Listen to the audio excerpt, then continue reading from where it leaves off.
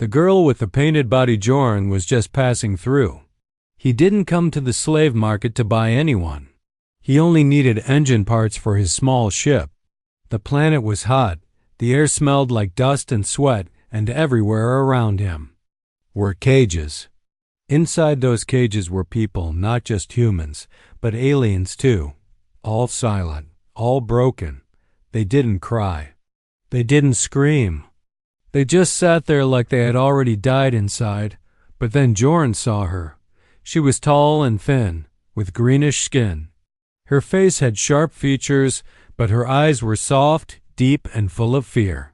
Her body was painted with white numbers big, ones across her arms, legs, even her chest. She was Lot 47. That's what the auction sign said. She stood still like a statue, but her eyes followed every sound. She didn't look weak, but she looked tired, as if life had been hard on her for too long. Next to her were two small figures. Children, one boy, one girl. Both had the same greenish skin and tired eyes. They held onto her legs tightly, too scared to stand on their own. Their clothes were torn, their hair messy, but they didn't cry. Just like her, they stayed silent. Joran paused. He didn't know why. He had walked past many cages before that, but something about her stopped him. Maybe it was the way she looked at him. Not with hope, not with begging, just ... with a quiet strength. She didn't ask to be saved, but deep down she wanted to live. That feeling hit him in the chest like a punch. The auctioneer saw him looking. Ah, yes, Lot 47. Strong body, good age, comes with 2 little ones free of charge, a full package. He shouted with a grin. Joran didn't answer. He looked back. At her, the woman didn't move, but her grip on the children tightened slightly, a silent sign. Fear was there, but also something more. Joran raised his hand. The crowd laughed. A human bidding in a slave auction was not common, especially not for an alien woman and her kids. But Joran didn't care. He gave the price, more than he planned to spend. The auctioneer took his money fast, and then it was done. Just like that, the woman and her children were his. They brought her out of the cage and pushed her forward. She stumbled but kept her head up. Joran wrapped a blanket around her shoulders. She flinched at first, but then stayed still. He didn't touch her skin. He didn't force her to speak. "What's your name?" he asked softly. She waited a moment, then said, "Thaleri." Her voice was dry, quiet, but clear. "And the children?" he asked. She looked down. "Ve and Suma." The boy was Ve. He looked about 6. The girl, Suma, was maybe 4. Both stared at Joran like he was something strange, not scary, just confusing. Like they didn't understand why he wasn't yelling or pulling them. Joran led them to his ship. It wasn't big, but it was clean and warm. Thaleri hesitated at the door. He noticed. So he stepped aside and said, "You're free to walk out if you want, but it's safe inside." She looked around, then slowly walked in with the children. Inside, Joran gave them water, warm soup, and space. He didn't ask questions. He didn't expect thanks. He just gave them time. Thaleri sat in the corner, wrapping the children in the blanket. They ate quietly, like they thought the food might disappear any moment. Later that night, Joran sat near the front window, looking at the stars. He could hear soft crying from the back room.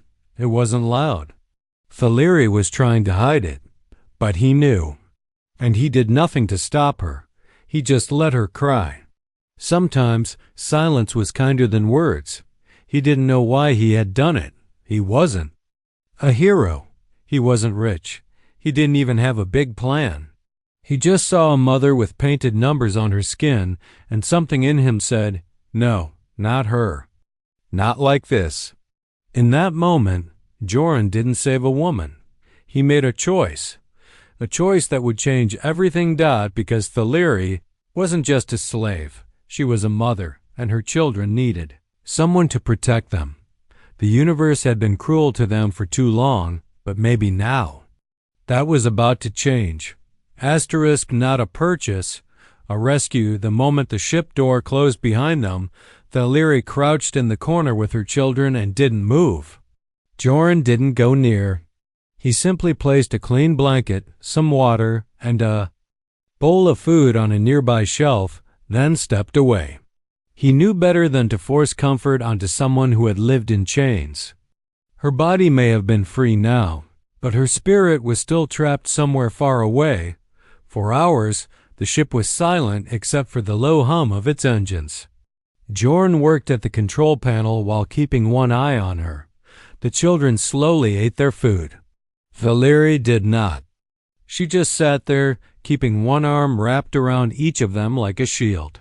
The next day, Joran offered her a soft tunic. The slave market had given her barely anything to wear.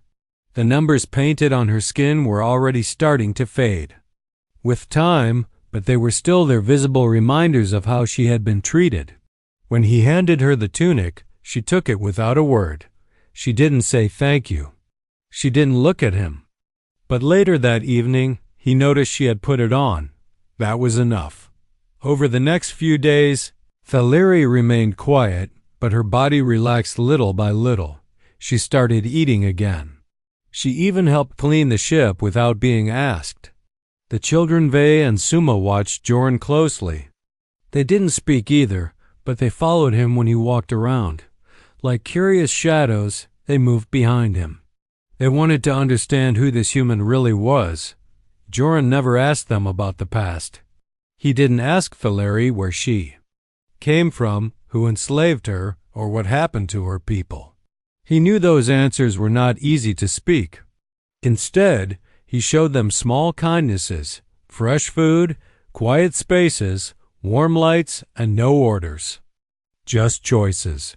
One night, as the stars drifted slowly past the windows, Thaleri finally spoke again. "You didn't need to take us." Joran looked up from the ship's map and replied gently, "I know." "Then why?" she asked, not looking at him. Joran thought for a moment. "Because I've seen a lot of broken things in this galaxy," he said. "Ships, systems, people. I couldn't walk past 3 more. Thaleri lowered her eyes. For a long time, she said nothing.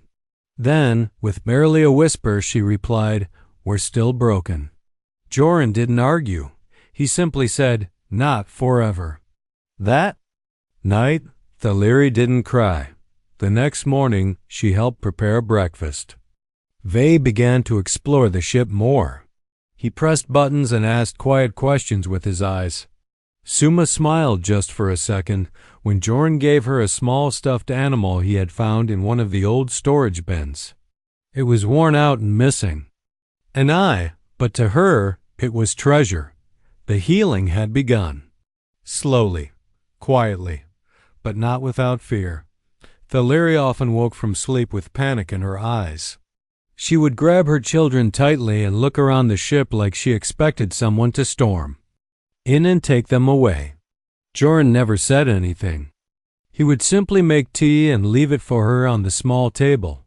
One day, while flying near an outer trade route, Joran stopped at a repair station to refuel and fix a minor engine leak.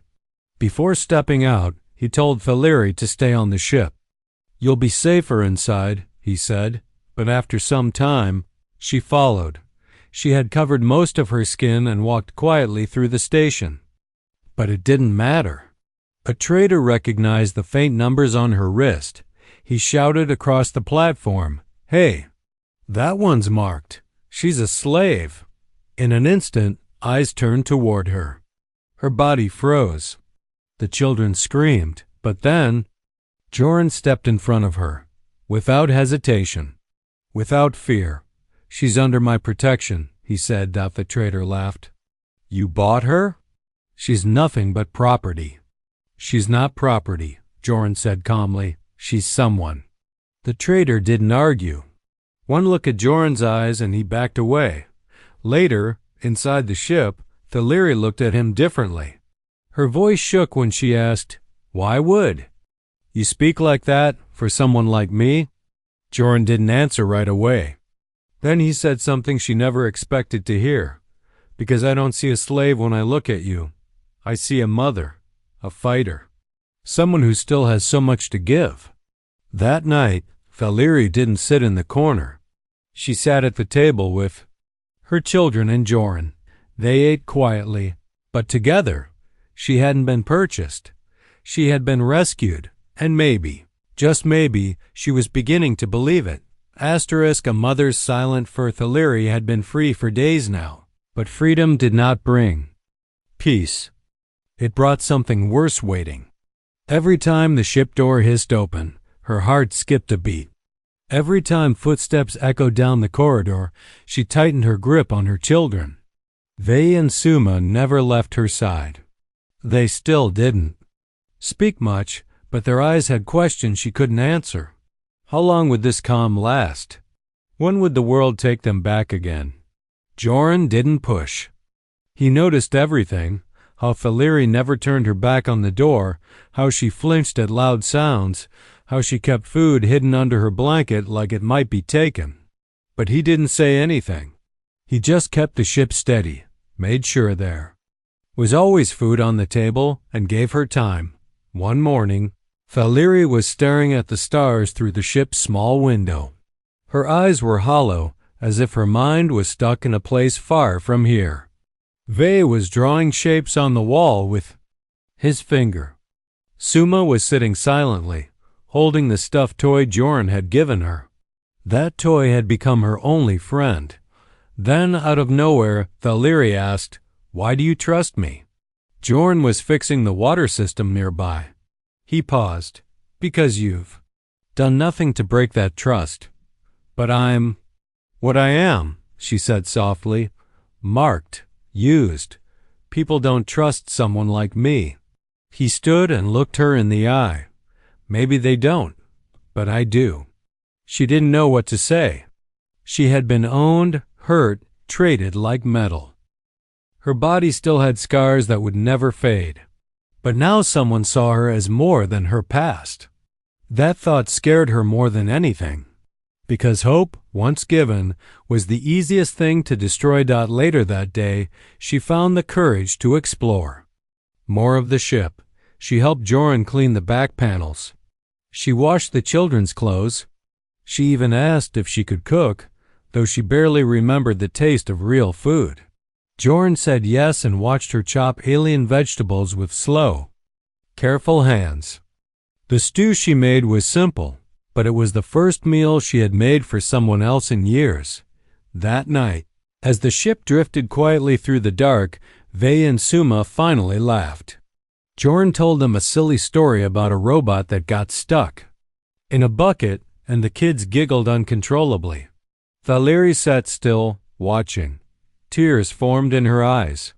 Not because of pain this time, but because she didn't remember the last time she had heard her children laugh, but her peace didn't last long. While scanning the outer comms, Joran noticed a coded message passing through the nearby channels. It wasn't meant for them, but the words chilled him. Target 47. Female with offspring. Possible location traced. Reward offered for return. His hands tightened on the controls. Thaleri noticed the change in his face. "What is it?" she asked. He tried to hide it, but knew she deserved the truth. "Someone's looking for you." Her breath caught in her throat. "They found me?" "Not yet," he said calmly. "But they're trying." She stood up quickly. "We have to go. We can't stay here." "I won't let them take my children again." Joran stepped forward. "No one's taking anyone." "You don't understand," she said, voice trembling. "They'll come, and when they do, they'll take everything." "I understand more than you think," he said. "But I didn't bring you this far just to hand you back." Thaleri looked into his eyes and saw something steady, something strong. For a moment, She allowed herself to believe him, but that night, sleep didn't come easily. She lay awake, her children tucked under each arm. Her eyes never left the ceiling. Fear lived in her bones. It wasn't just fear of being caught. It was fear of losing what little she had begun to feel again. Safety, trust, maybe even something. Close to home, she whispered a promise into the dark. If they come, I will not run. I will not leave my children. I will not let them hurt us again. She didn't know it yet, but someone else in that ship had made a promise too. Jorn had faced pirates, mercenaries, and worse. But he had never fought for someone like this before.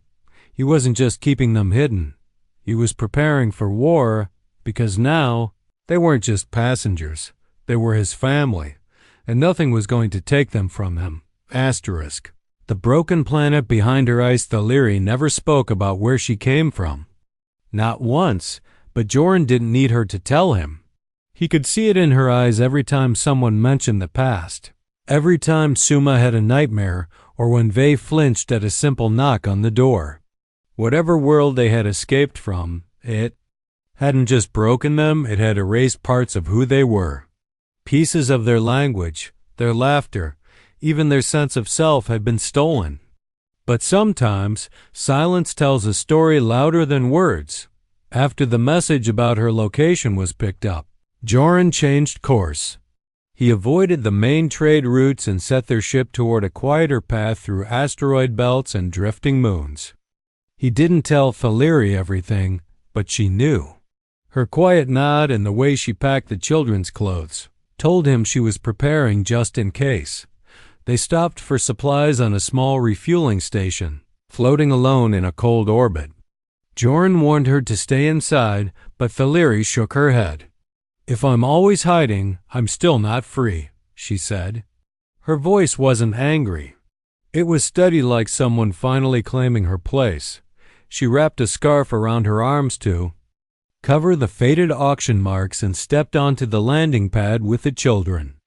Jorn stayed close, but he didn't hover. He wanted her to feel like she had control.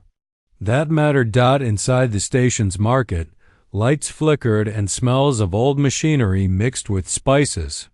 It was a quiet place until a voice cut through. The air. You. Thaleri froze. A merchant at a corner stall had seen her. His eyes narrowed. That paint. I've seen that style. She's a number girl lot category. That's property, not a person. Jorn saw her body tighten. Vey stepped behind her. Suma grabbed her hand. The past was pulling her back fast, like a wave trying to drown her. Before Thaleri could speak, Jorn moved in front of her. She's under my name and protection, he said sharply.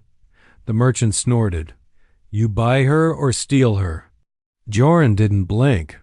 I freed her. Then you're a fool, the man laughed. Those kinds don't stay loyal. She's not loyal to me, Jorn replied, his voice cold. She's loyal to her kids. That's enough. The merchant backed off when he saw Jorn's hand move to his side near his tool holster. No weapon needed to be shown. The message was clear. They returned to the ship in silence.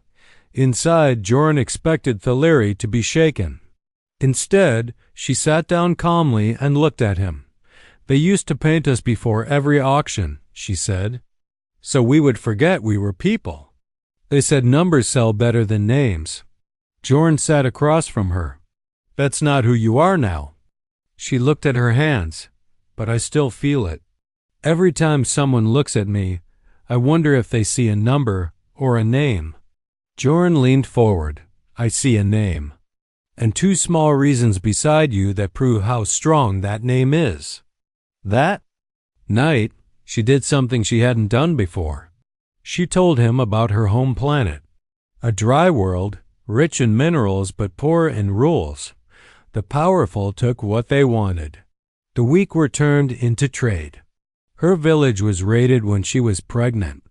With Suma, her mate was killed. She was captured. The children were born into cages. She spoke quietly, her voice steady but full of pain. She didn't cry. Her eyes had cried enough in the past. Joran listened, never interrupting. And when she finished, he said only one thing. "You're never going back there." Valeri looked at him, not with hope, but with something new belief. From that day forward, something changed. She walked taller. She began teaching the children old songs from her planet, not out of sorrow, but pride.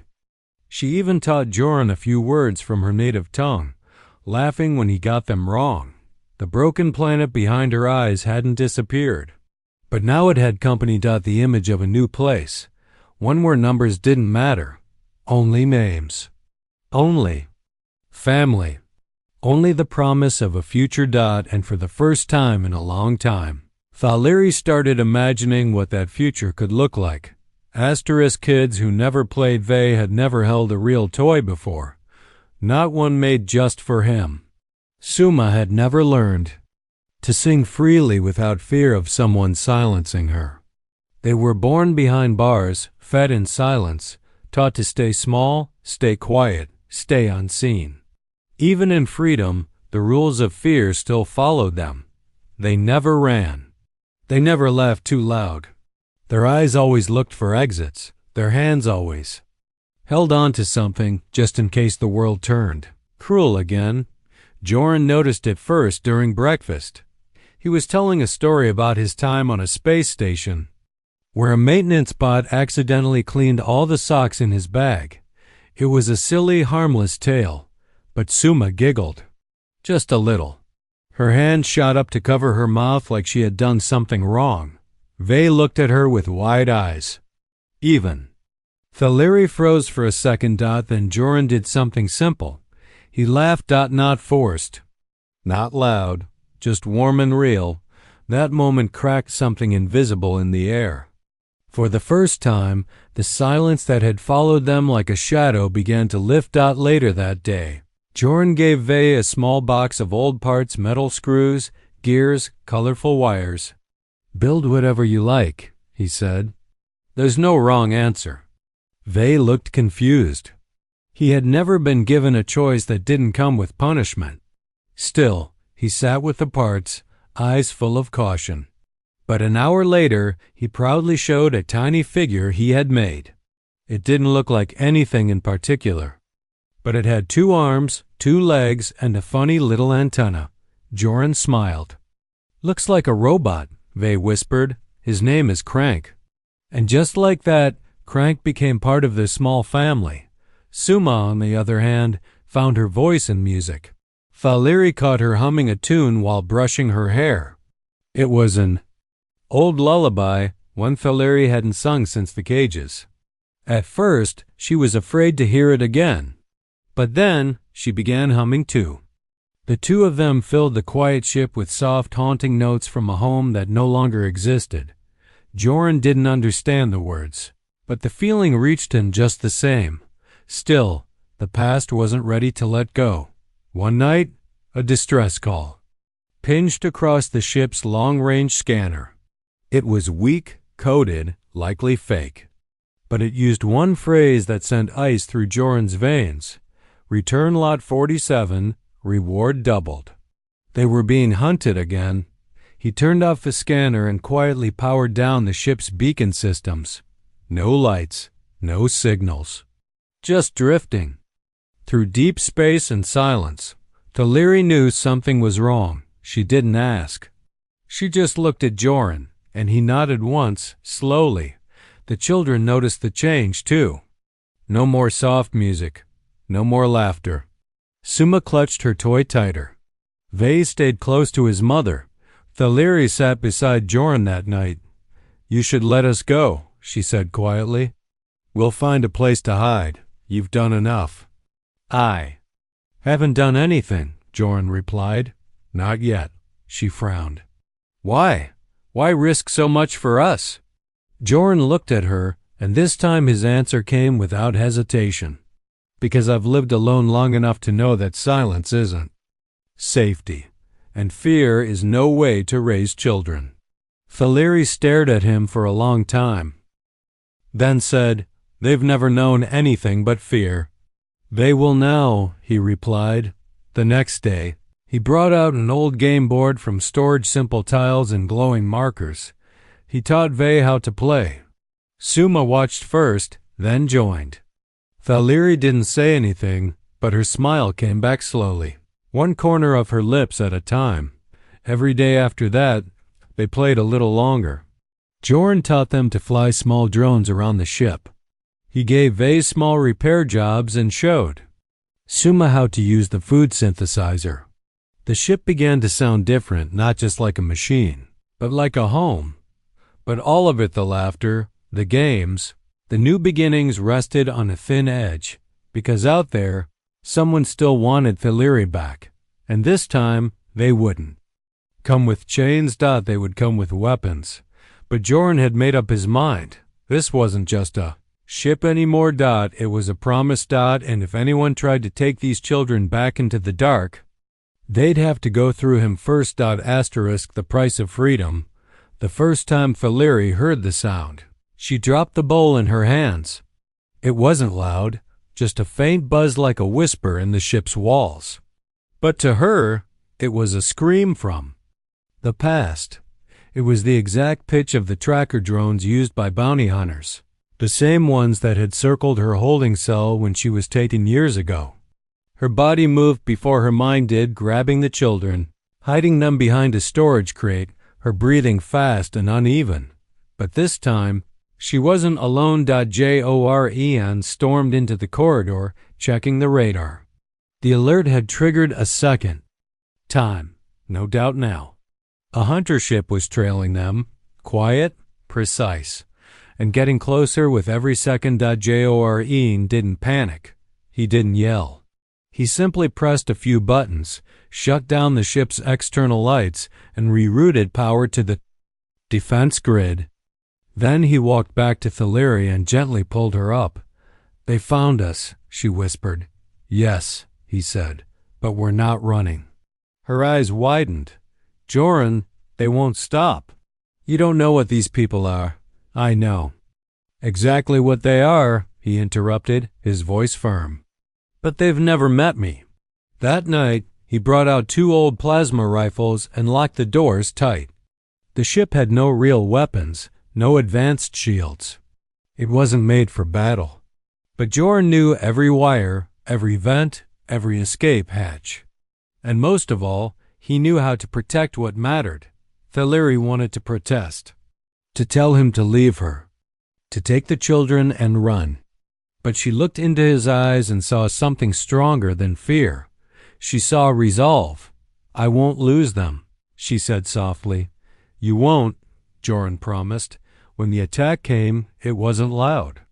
The hunter ship didn't use guns, it used silence. It docked quietly on their port side and sent a signal to override the airlocks. Jorn had already jammed those systems, but it wouldn't last long. They had minutes. He moved Thaleri and the kids into the cargo bay and gave her a small emergency pod with just enough power to reach the next moon system.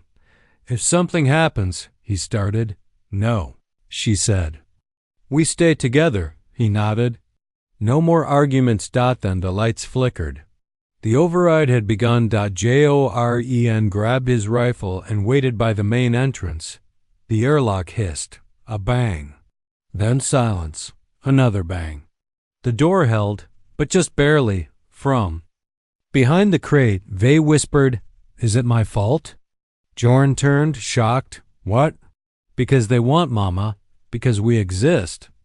Jorn crouched down beside the boy, placed a hand on his shoulder, and said, You're not the reason bad people do bad things. You're the reason I fight them. The door burst open. Smoke flooded in. 2 shadowed figures stepped through fully. Armored, tall, with glowing red visors. Bounty hunters. They didn't speak. They just raised their weapons. Jorn fired first. He didn't aim to kill, just to hold them off. The hallway exploded with sparks and chaos. Thaleri grabbed the children and shielded them, her body trembling but unmoving. The fight didn't last long. Jorn managed to push one hunter into an open power grid. A flash of light, then silence. The second retreated after a blast to the arm. They left quickly, unable to complete the job. The ship's system took heavy damage, but they were alive. Everything went still. Joren fell to one knee, blood running from a cut on his shoulder. Valerie ran to him. "You're hurt." "I've had worse," he grunted. "You shouldn't have done that for me," she whispered, tears in her voice. "I didn't do it just for you," he replied. "I did it for all of you. You're my family now." In that moment, everything shifted. Valerie looked at him not with fear, not with confusion, but with something that had once been lost inside her. Trust. Later, while Joren slept in the medbay, Valerie sat beside him. She brushed his hair from his forehead and whispered, "You gave up your ship's safety, your own safety, for someone the world called worthless." She looked at her sleeping children, curled together, breathing. "Safely. That's the price of freedom," she said to herself. "And you paid it without asking anything in return." But in her heart, she promised one day she would give something back. Not because she had to, because she wanted to. Not a slave, not a number. It had been 97 days since Valerie had last been called by a number. 97 days since. The painted white marks on her skin began to fade, and though her body had healed, the deeper scars, the invisible ones, had taken longer. But now something had changed. There was color in her voice. There was strength in the way she walked. She no longer flinched at shadows. She no longer whispered when she spoke. And for the first time since being taken from her homeworld, Valerie had stopped counting the days she had survived. Because now she was beginning to live. Joren had repaired most of the ship's damage. The children helped him every day, clumsy with tools but eager to learn. Suma had become a small light singing nonsense songs while balancing bolts on her head. Vei, quiet and sharp, studied every move Joren made, trying to copy it perfectly. Their laughter no longer felt out of place. It echoed through the ship like music. It belonged. One morning, while cleaning the front deck, Valerie looked out into the vast stars and said something Joren never expected. "I want to rename this ship." He turned from the control panel, curious. "What name?" "Hope's End," she said, then paused. "Because that's where I was when you found me," Joren frowned. "That's a sad name," Valerie smiled. "Not anymore. It reminds me that even when I had nothing left, someone still chose me." That afternoon, they painted the name on the ship's outer hull. Not in white like the old auction marks, but in deep gold, warm and proud. Suma drew a little star beside it, her version of a signature. Later that evening, the four of them sat around a small table, sharing a meal. It wasn't fancy synth bread and dried fruit, but it was enough. It always was now. Valerie looked across at Joren. "You know," she said gently, "you never asked me for anything. Not even my story." "I figured you'd share when you were ready," he replied. She nodded. "I think I am now." So she told him everything, not just the pain, but the dreams, the little things that helped her survive, the memories of her mate, of her village, of the name she gave to Vei when he was born under cold metal lights. She shared it all not like a confession, but like someone finally setting down a heavy bag she had carried too long. Joren didn't interrupt. He just listened. And when she was done, she reached across the table, took his hand, and said, "You didn't buy me, Joren. You saw me." He met her eyes. "I see you still." The children, half asleep, leaned against her. And for the first time, Valerie felt something rise in her chest that had been missing for so long. Belonging. A few days later, they visited a peaceful moon station. Not for fuel, but for new papers. Joren registered the children under his name. When the clerk asked, "What's the relation to you?" he answered without pause, "They're my kids." Valeri looked at him, stunned. You didn't have to do that. I wanted to, he replied. They already call me Dad. The clerk then looked at Valeri. And her? Jorn waited. Valeri stepped forward. Partner, she said clearly. Family. No more hesitation. No more fear. As they left the station, the clerk looked confused. What species is she? Jorn smiled. She's the one who survived.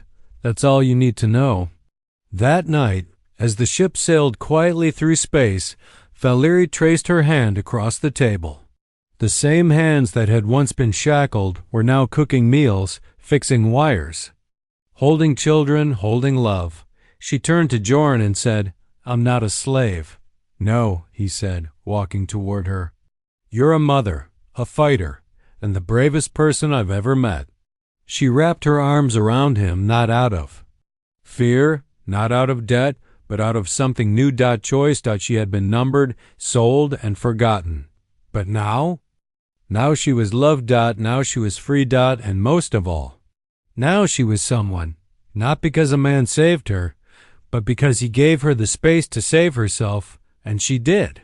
Together, they had built more than a home. They had built a future, one not marked in numbers, but in names, laughter, and the quiet strength of starting over, forever.